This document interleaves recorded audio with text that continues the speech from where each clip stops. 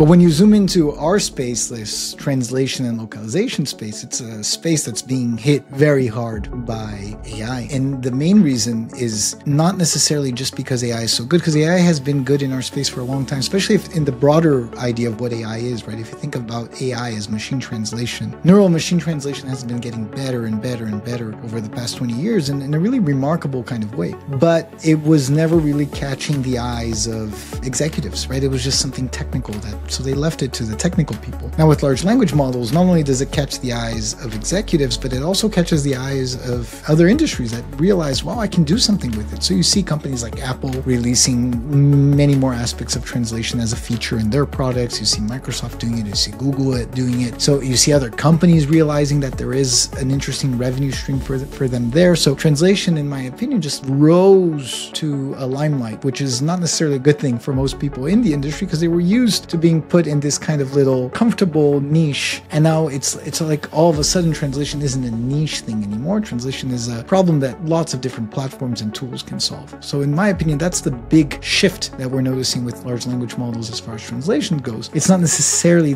that large language models are super good, which they are, but they're not necessarily that much better than machine translation, even though they are a little bit better. But more than that, the real shift is in perception, right? The real shift is people all of a sudden, executives running localization programs that spend a few $1,000,000 a year, they're wondering, do we really need to spend that? Why are we spending that? Why do we need so many people running that? That's a little bit around the scenario, right? The environment.